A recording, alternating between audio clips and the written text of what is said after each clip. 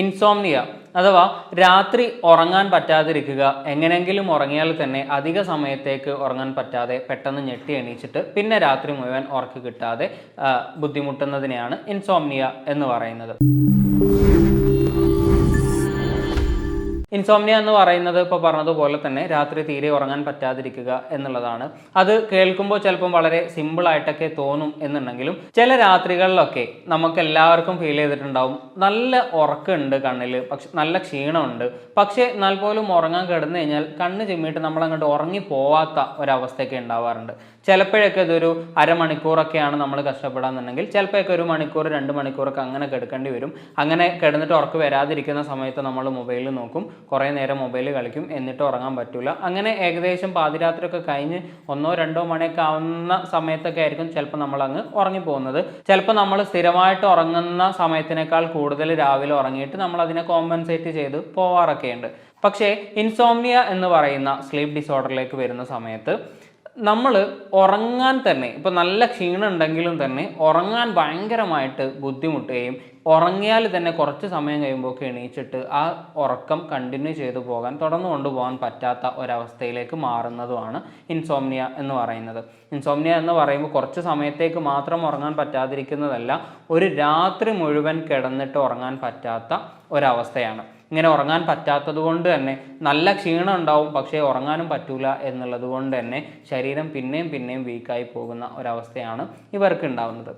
കണ്ണിലൊക്കെ ഒരു ഭാരമൊക്കെ എങ്ങനെ തോന്നും, ഇപ്പോൾ ഉറങ്ങിപ്പോകും തോന്നും, പക്ഷേ ഉറങ്ങാൻ കഴിയൂല. അങ്ങോട്ടും ഇങ്ങോട്ടും തിരിഞ്ഞ് മറിഞ്ഞൊക്കെ കിടന്ന് പല പൊസിഷനിലും നമ്മൾ കിടന്ന് നോക്കി, മുഖമൊക്കെ ഒന്ന് കൈകി വന്ന് നോക്കി, ചിലപ്പോൾ ഉറങ്ങാനുള്ള എന്തെങ്കിലും പരിപാടികളൊക്കെ എടുത്തിട്ട് പിന്നെ നമ്മളെ ശരീരത്തിന് ക്ഷീണം ഉണ്ടാക്കുന്ന എന്തെങ്കിലും പരിപാടികളൊക്കെ ചെയ്ത് എന്നിട്ട് ഉറങ്ങാൻ കിടന്നു കഴിഞ്ഞാലും ഒരു പക്ഷേ 3 മണി 4 മണി ആവാതെ ഉറക്കം അങ്ങോട്ട് കണ്ണിലേക്ക് വന്ന് കിട്ടില്ല. ഇനി വന്നാൽ തന്നെ ഇപ്പോൾ ഈ പറഞ്ഞതുപോലെ തന്നെ ചിലപ്പോൾ 4 മണിക്കൊക്കെയാണ് ഉറങ്ങുന്നതെന്നുണ്ടെങ്കിൽ 4:30-5 മണിയാകുമ്പോൾക്ക് അല്ലെങ്കിൽ ഒരു 5:30 ആകുമ്പോൾക്ക് പിന്നെയും എണീക്കും. പിന്നെ അന്ന് മുഴുവൻ ഉറങ്ങാൻ കഴിയില്ല. എങ്ങനെ രാവിലെ എണീച്ചിട്ട് നമ്മൾ ഓഫീസിലേക്ക് വർക്കിന് പോവുകയാണെങ്കിൽ അല്ലെങ്കിൽ സ്കൂളിലേക്ക് പോകുന്ന കുട്ടികളൊക്കെ ആണെങ്കിൽ ഭയങ്കരമായിട്ട് ക്ഷീണം തോന്നുകയും ഒന്നിലും കോൺസെൻട്രേറ്റ് ചെയ്യാൻ പറ്റാതെ, വർക്കിലോ അല്ലെങ്കിൽ പഠനത്തിലോ കോൺസെൻട്രേറ്റ് ചെയ്യാൻ പറ്റാതെ ഭയങ്കരമായിട്ട് ബുദ്ധിമുട്ടുന്ന ഒരവസ്ഥയാണ് ഇൻസോംനിയയിൽ ഉണ്ടാവാറുള്ളത്. അപ്പോൾ ഉറക്കിനെ മാത്രം ബാധിക്കുന്നതല്ല, നല്ലവണ്ണം ഉറങ്ങാൻ പറ്റിയിട്ടില്ലെങ്കിൽ, ഒരു ക്വാളിറ്റി ഓഫ് സ്ലീപ്പ് നമുക്ക് കിട്ടിയിട്ടില്ലെങ്കിൽ നമ്മളുടെ പകൽ സമയത്ത് നമ്മൾ ചെയ്യുന്ന എല്ലാ കാര്യങ്ങളെയും അത് ബാധിക്കും എന്നുള്ളത് കൊണ്ട് തന്നെ പഠനത്തിനെയും വർക്കിനെയും അതുപോലെ തന്നെ ബാക്കിയുള്ള കാര്യങ്ങളൊക്കെ ബാധിക്കും. നല്ലവണ്ണം ഉറങ്ങാൻ പറ്റാത്തത് കൊണ്ട് തന്നെ രാവിലെ എണീക്കുന്ന സമയത്ത് നല്ല ക്ഷീണം ഉണ്ടാവും. ഈ ക്ഷീണത്തിനോട് തന്നെ രാത്രി ഒരുപാട് കഷ്ടപ്പെട്ടിട്ടും ഉറങ്ങാൻ പറ്റാത്തത് കൊണ്ട് തന്നെ നല്ല സ്ട്രെസ് ഉണ്ടാവും. ഈ സ്ട്രെസ്സൊക്കെ ഭയങ്കര ഫ്രസ്ട്രേഷനായി, ഭയങ്കര ദേഷ്യമായി കൂടെ ജീവിക്കുന്ന ആളുകളോട് അല്ലെങ്കിൽ വീട്ടിലുള്ള ആളുകളോടോ കൂടെയുള്ള ആളുകളോടൊക്കെ ഭയങ്കര ദേഷ്യമായിട്ട് പ്രകടിപ്പിക്കാനും അഗ്രസീവ് ആവാനൊക്കെ തുടങ്ങും. അപ്പോൾ ഉറക്ക് നല്ലോണം കിട്ടാത്തത് കൊണ്ട് തന്നെ പേഴ്സണൽ ലൈഫിനെയും സോഷ്യൽ ലൈഫിനെയും ഇങ്ങനെ എല്ലാ ഭാഗത്തിനെയും ബാധിക്കുക എന്നുള്ളതാണ് ഇൻസോംനിയ ഉണ്ടാകുന്നതുകൊണ്ടുള്ള പ്രശ്നം. ഇൻസോംനിയ മിക്കവാറും സമയങ്ങളിൽ ഡിപ്രഷൻ പോലെയുള്ള ഏതെങ്കിലും മൂഡ് ഡിസോർഡേഴ്സ് ആയിട്ട് അല്ലെങ്കിൽ ഇമോഷണൽ ഡിസ്റ്റർബൻസ് ഒക്കെ ആയിട്ട് ബന്ധപ്പെട്ടിട്ടാണ് ഉണ്ടാവാറുള്ളത്. ഇൻസോംനിയ ഈ പറയുന്നത് പോലെ നമ്മൾ നേരത്തെ പറഞ്ഞതുപോലെ ചിലപ്പോഴൊക്കെ ചില രാത്രികളിൽ നമുക്ക് ഇൻസോംനിയ ഉണ്ടാവാറുണ്ട്, അല്ലെങ്കിൽ ഉറങ്ങാൻ ബുദ്ധിമുട്ടുണ്ടാവാറുണ്ട്. ഒരുപാട് സമയത്തേക്ക് നമുക്ക് ഉറക്കമുണ്ടായിട്ടും കണ്ണിൽ ഭാരം ഉണ്ടായിട്ടും നല്ല ക്ഷീണം ഉണ്ടായിട്ടും ഉറങ്ങാൻ പറ്റാത്ത ദിവസങ്ങളൊക്കെ നമുക്ക് ഉണ്ടാവാറൊക്കെ ഉണ്ട്. പക്ഷേ അതിന് നമ്മൾ ഇൻസോംനിയ എന്ന് പറയില്ല, അന്നൊരു സ്ലീപ്പ് ഡിസ്റ്റർബൻസ് ഉണ്ട് എന്നുള്ളത് മാത്രമേ പറയുള്ളൂ. പക്ഷേ ഇൻസോംനിയ എന്ന് പറഞ്ഞിട്ട് നമ്മൾ ഇതിനെ പ്രശ്നമായിട്ട് നമ്മൾ കാണണമെന്നുണ്ടെങ്കിൽ ഒരുപാട് ദിവസങ്ങളായിട്ട് നമുക്ക് രാത്രി ഉറങ്ങാൻ പറ്റുന്നില്ലെങ്കിലാണ് നമ്മൾ അതിനെ ഇൻസോംനിയ എന്ന് പറയാറുള്ളത്. ഇത് കുട്ടികൾ മുതൽ അഡൾട്ടായിട്ടുള്ള പ്രായമായിട്ടുള്ള ആളുകളിലൊക്കെ ഇൻസോംനിയ കാണപ്പെടാറുണ്ട്. കൂടുതലും ഇമോഷണൽ ഡിസ്റ്റർബൻസിൻ്റെ കൂടെയാണ് ഇൻസോംനിയ കാണപ്പെടാറുള്ളത്.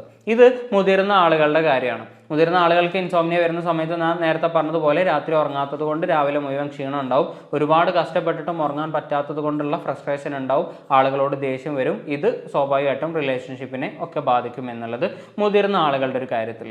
ഇനി ഇതിൻ്റെ വേറൊരു വേർഷനാണ് ഇൻഫാൻറ്റ് ഇൻസോംനിയ എന്ന് പറയുന്നത്.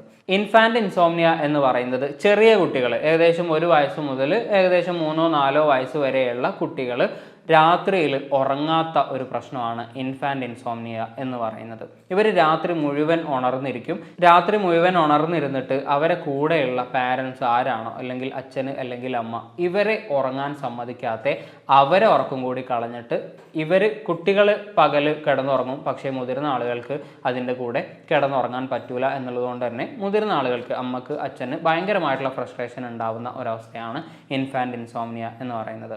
സാധാരണ ഇൻസോംനിയ ഉറങ്ങാത്ത ആളുകളെയാണ് കൂടുതൽ ബാധിക്കുക, അതുകൊണ്ട് ചുറ്റുള്ള ആളുകൾ ഇടങ്ങാറാവുക എന്നുള്ളതാണെങ്കിൽ, ഈ ചൈൽഡ് ഇൻസോംനിയ കുട്ടീനെ അല്ല കൂടുതലും ബാധിക്കുന്നത്, കുട്ടിനേക്കാളും ബാധിക്കുന്നത് അമ്മയായിരിക്കും, അല്ലെങ്കിൽ കൂടെയുള്ള ആരാണോ അവരെ ആയിരിക്കും. ഇൻഫാൻ്റ് ഇൻസോംനിയ മിക്കവാറും സമയങ്ങളിൽ പ്രസവിച്ച ആദ്യത്തെ കുറച്ച് ദിവസങ്ങളിൽ, ഒരു മാസക്കാലമൊക്കെ മിക്കവാറും കുട്ടികൾ രാത്രി എണീച്ച് കരയാറൊക്കെ ഉണ്ട്. അവർക്ക് പാല് കൊടുക്കേണ്ട അവസ്ഥകളൊക്കെ മിക്കവാറും സമയത്തൊക്കെ ഉണ്ടാവാറുണ്ട്. അത് കോമൺ ആണ്. പക്ഷേ അതൊക്കെ കഴിഞ്ഞ് ഏകദേശം 1 വയസ്സ് 1.5 വയസ്സായിട്ടും അല്ലെങ്കിൽ 2 വയസ്സായിട്ടൊക്കെ കുട്ടികൾ രാത്രി ഉറങ്ങാൻ വല്ലാതെ ബുദ്ധിമുട്ടുണ്ടെങ്കിൽ അവർക്ക് ഒരു ക്ഷീണം പോലും ഉണ്ടാവില്ല, അല്ലെങ്കിൽ രാത്രി ഉറങ്ങേണ്ട ഒരു നീട് പോലും അവർക്ക് ഉണ്ടാവില്ല. എന്നിട്ട് ഉറങ്ങാതിരിക്കുകയും പകൽ മുഴുവൻ കിടന്നുറങ്ങുകയും നമ്മളുടെ ആ കുട്ടിയുടെ അച്ഛനെയോ അമ്മനെയോ അത് കാര്യമായിട്ട് ബാധിക്കുകയും ചെയ്യുന്നുണ്ടെങ്കിൽ അതിനെയാണ് ഇൻഫാൻ്റ് ഇൻസോംനിയ എന്ന് പറയുന്നത്. ഇതും നേരത്തെ പറഞ്ഞതുപോലെ തന്നെ ഏതെങ്കിലും ചില ദിവസങ്ങളിലൊക്കെ ചിലപ്പോൾ സ്ഥലം മാറുന്നത് കൊണ്ട്, അല്ലെങ്കിൽ പ്രത്യേകിച്ച് ആ ദിവസം വേറെ എന്തെങ്കിലും സംഭവിച്ചതുകൊണ്ട്, അല്ലെങ്കിൽ ചിലപ്പോൾ തണുപ്പ് കൂടുതലുള്ള ദിവസമായതുകൊണ്ട്, ചിലപ്പോൾ ചൂടുള്ള ദിവസമായതുകൊണ്ട്, അല്ലെങ്കിൽ എന്തെങ്കിലും അസുഖം വന്നിട്ട് പനി പോലത്തെ എന്തെങ്കിലും പ്രശ്നങ്ങളൊക്കെ വന്നിട്ട് കുട്ടി ഉറങ്ങാതിരിക്കുകയാണെങ്കിൽ അതിനെയല്ല ഇൻസോംനിയ എന്ന് പറയുന്നത്.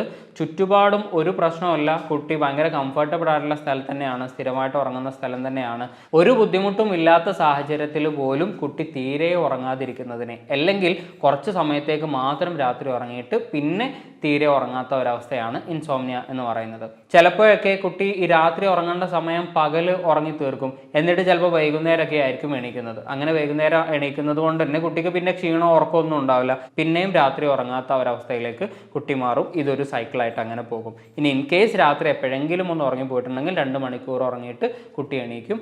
എന്നിട്ട് പാരൻസ് സുഖമായിട്ട് ഉറങ്ങുന്ന സമയത്തായിരിക്കും കുട്ടി എണീക്കുക. അങ്ങനെ എണീച്ചിട്ട് കുട്ടി ഭയങ്കര കരച്ചിൽ തുടങ്ങും. സ്വാഭാവികമായിട്ടും പാരൻസിന് ഉറങ്ങാൻ കഴിയില്ല, അവർ എണീച്ചിരിക്കേണ്ടി വരും. ഇങ്ങനെ കുട്ടീനെ ഉറക്കാൻ വേണ്ടിയിട്ട് പല പണികൾ ചെയ്യും, എടുത്ത് നടക്കും, കളിപ്പിക്കും, ഉറക്കാൻ വേണ്ടിയിട്ട് ഷോൾഡറിലിട്ട് തട്ടി കൊടുക്കും, തൊട്ടിലിട്ട് ആട്ടി കൊടുക്കും. എന്ത് ചെയ്ത് കഴിഞ്ഞാലും ഇവർ ഉറങ്ങില്ല. കുറച്ച് സമയമൊക്കെ മിണ്ടാതെ കിടക്കും, പിന്നെ കരച്ചിൽ തുടങ്ങും. ലൈറ്റ് ഓഫ് ആക്കാൻ പറ്റില്ല, നമ്മൾ കിടക്കാൻ പറ്റില്ല, പാരൻസ് കിടക്കാൻ പറ്റില്ല, പാരൻസ് കിടന്നാൽ കരച്ചിലാവും. ആകെ കരച്ചിലും പ്രശ്നമായിരിക്കും രാത്രി. ഇതുകൊണ്ട് തന്നെ രാത്രി ഉറങ്ങാൻ പറ്റുന്നില്ല എന്നുള്ളത് മാത്രമല്ല, ഈ കരച്ചിലും കേട്ടിട്ടായിരിക്കും രാവിലെ എണീക്കുക. രാവിലെ എന്തായാലും കെയർ ടേക്കേഴ്സിന്, പാരൻസിന് പണി ഉണ്ടാവും. ഈ പണി ചെയ്യാനും പറ്റൂല, രാവിലെ ഉറങ്ങാനും പറ്റൂല, ഈ ക്ഷീണം അതുപോലെ തന്നെ ഉണ്ടാവും എന്നുള്ളത് കൊണ്ട് തന്നെ ഭയങ്കര ഫ്രസ്ട്രേഷനും ബുദ്ധിമുട്ടും ദേഷ്യം പിടിക്കലും മൂഡ് സ്വിങ്സും എല്ലാ കാര്യങ്ങളും ഉണ്ടാവും.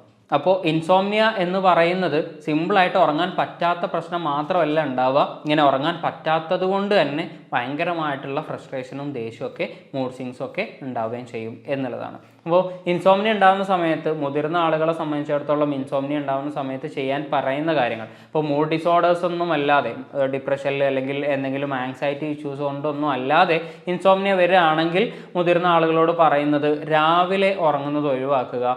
ഏതെങ്കിലും രീതിയിലുള്ള ശരീരത്തിനെ ക്ഷീണിപ്പിക്കുന്ന രീതിയിലുള്ള എക്സസൈസുകൾ ചെയ്യുക. 10 മണിക്ക് മുമ്പ്, നമ്മൾ സാധാരണ ഉറങ്ങുന്നതിന് മുമ്പ് തന്നെ കിടക്കുക.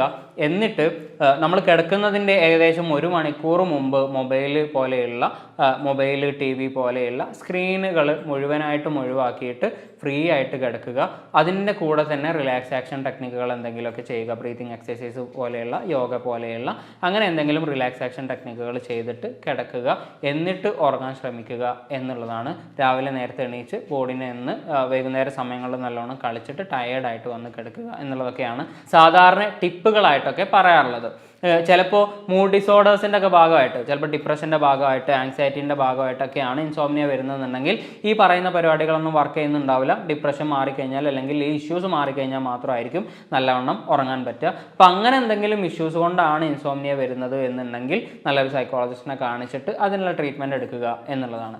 ഇനി കുട്ടികളുടെ ഒരു ഇൻസോംനിയയിലേക്ക് വരുന്ന സമയത്ത് പല മെത്തേഡുകൾ പറയുന്നുണ്ട് കുട്ടീനെ രാത്രി ഉറക്കാൻ വേണ്ടിയിട്ട്. അതിൽ പ്രധാനമായിട്ട് പറയുന്ന ഒരു മെത്തേഡാണ് ക്രൈ ഇറ്റ് ഔട്ട് എന്ന് പറയുന്ന ഒരു മെത്തേഡ്. ഈ ക്രൈ ഇറ്റ് ഔട്ട് എന്ന് പറയുന്നത് കുട്ടീനെ രാവിലെ മാക്സിമം ഉറങ്ങാൻ സമ്മതിക്കാതിരിക്കുക.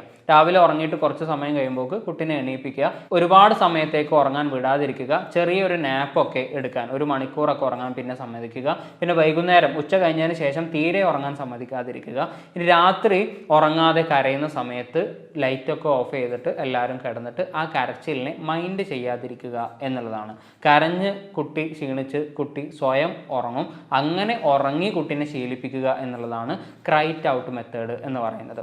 ഇത് മിക്കവാറും ഭയങ്കര ഇഫക്റ്റീവ് ആയിട്ടുള്ളൊരു മെത്തേഡ് തന്നെയാണ്. പക്ഷേ ഇത് ഭയങ്കര ബുദ്ധിമുട്ടാണ്. കാരണം രാത്രി ഒരുപാട് സമയത്തേക്ക്, ഏകദേശം 1 മണിക്കൂർ 1.5 മണിക്കൂർ നേരത്തേക്ക് കുട്ടി നിർത്താതെ കരഞ്ഞുകൊണ്ടിരിക്കും. രാത്രി കുട്ടികൾക്ക് ഇരുട്ട് ആവുക എന്ന് പറയുന്നത് മിക്കവാറും കുട്ടികൾക്ക് പേടിയായിരിക്കും. ലൈറ്റ് ഓഫാക്കി കഴിഞ്ഞാൽ റൂമിൽ മൊത്തം ഇരുട്ടായിട്ട് പിന്നെ പാരൻസിൻ്റെ കയ്യിൽ നിന്ന് പ്രത്യേകിച്ച് റെസ്പോൺസ് ഒന്നും ഇല്ലാതാവുന്ന സമയത്ത് കുട്ടിക്ക് ഭയങ്കര പേടിയായിരിക്കും, ടെൻഷനായിരിക്കും, കുട്ടികൾ കരഞ്ഞുകൊണ്ടിരിക്കും. ഇങ്ങനെ കരഞ്ഞുകൊണ്ടിരിക്കുന്ന സമയത്ത് കരച്ചിൽ കേട്ട് ഒരുപാട് സമയത്തേക്ക് ഇരിക്കാൻ പറ്റൂല എന്നുള്ളത് എല്ലാ പാരൻസിനുള്ള ബുദ്ധിമുട്ടാണ്. അതുകൊണ്ട് തന്നെ കുട്ടീൻ്റെ അടുത്ത് നമ്മൾ കംഫേർട്ട് ചെയ്യേണ്ടി വരും, ഒപ്പം കിടത്തേണ്ടി വരും. എന്നാൽ പോലും ലൈറ്റ് ഇടണം എന്ന് പറഞ്ഞ് വാശി പിടിച്ച് കരച്ചിലൊക്കെ ആയിരിക്കും. കുറച്ച് സമയത്തേക്കൊക്കെ ഒരു 15 മിനിറ്റ് നേരത്തൊക്കെ കുട്ടി കരയുന്നത് സഹിച്ച് കേട്ടിരിക്കാനൊക്കെ പറ്റുള്ളൂ. അത് കഴിഞ്ഞ് കഴിഞ്ഞാൽ ഈ കരച്ചിൽ നിർത്താനുള്ള പണിയായിരിക്കും പാരൻസ് മിക്കവാറും എടുക്കുക. അതുകൊണ്ട് ഈ മെത്തേഡ് ഭയങ്കര എഫക്റ്റീവ് ആണെങ്കിൽ പോലും മിക്കവാറും ആളുകൾക്ക് അത് ചെയ്യാൻ പറ്റാറില്ല. ഇതല്ലാതെ പിന്നെ പറയുന്ന ഒരു മെത്തേഡാണ് ഷെഡ്യൂൾഡ് അവേക്കനിങ് എന്ന് പറയുന്നത്. ഷെഡ്യൂൾഡ് അവേക്കനിങ് എന്ന് പറയുന്നത് രാത്രി ചിലപ്പോഴൊക്കെ 1 മണിക്കൂർ അല്ലെങ്കിൽ 1.5 മണിക്കൂർ സമയത്തേക്കൊക്കെ കുട്ടികൾ ഉറങ്ങാറുണ്ട്, അല്ലെങ്കിൽ വൈകുന്നേര സമയങ്ങളിൽ ഇങ്ങനെ ഉറങ്ങും. അങ്ങനെ ഉറങ്ങുന്ന സമയത്ത് ഒരു 15 മിനിറ്റ് കഴിയുന്ന സമയത്ത് ഇവരെ ഉണർത്തുക, കുട്ടികളെ ഉണർത്തി കഴിഞ്ഞിട്ട് കുറേ സമയം ആ കുട്ടീൻ്റെ ഉറക്ക് പോകുന്നവരെ കുട്ടീനെ കളിപ്പിക്കുക. എന്നിട്ട് അതിന് ശേഷം ഉറക്കാൻ അങ്ങനെ ആകുന്ന സമയത്ത് കുറച്ച് കഴിയുമ്പോൾ കുട്ടിക്ക് പിന്നെയും ഉറക്കം വരും. അങ്ങനെ ഉറക്ക് വന്നിട്ട് ഉറങ്ങുന്ന സമയത്ത് പിന്നെയും ഒരു 15 മണിക്കൂർ കഴിഞ്ഞിട്ട് പിന്നെയും എണീപ്പിക്കാം. അങ്ങനെ എണീപ്പിച്ചതിന് ശേഷം പിന്നെ കുട്ടി ഉറങ്ങുകയാണെങ്കിൽ ആ രാത്രി മുഴുവൻ മിക്കവാറും സമയങ്ങളിൽ ഉറങ്ങാറുണ്ട്. ചിലപ്പോഴൊക്കെ ഇതും വർക്കൗട്ട് ആവാറുണ്ട്. 2-3 ദിവസം ഇങ്ങനെ ചെയ്യുമ്പോൾ കുട്ടി പിന്നെ ആ സമയമാകുമ്പോൾ ഉറങ്ങുന്ന രീതിയിലേക്കും രാവിലെ അധിക സമയം ഉറങ്ങാത്ത രീതിയിലേക്കും മാറിപ്പോകാറുണ്ട്. ഇതൊക്കെ വീട്ടിൽ നിന്ന് നമുക്ക് പരീക്ഷിച്ച് നോക്കാവുന്ന ടെക്നിക്കുകളാണ്. ഇനിയിപ്പോൾ ഇതൊന്നും പറ്റിയിട്ടില്ല, ഇതൊന്നും കുട്ടി കേൾക്കണില്ല എന്നുണ്ടെങ്കിൽ നല്ലൊരു സൈക്കോളജിസ്റ്റിനെ കണ്ടിട്ട് ട്രീറ്റ്മെൻറ്റ് എടുക്കാവുന്നതാണ്. വേറൊരു ടോപ്പിക്കുമായിട്ട് അടുത്ത വീഡിയോയിൽ കാണാം.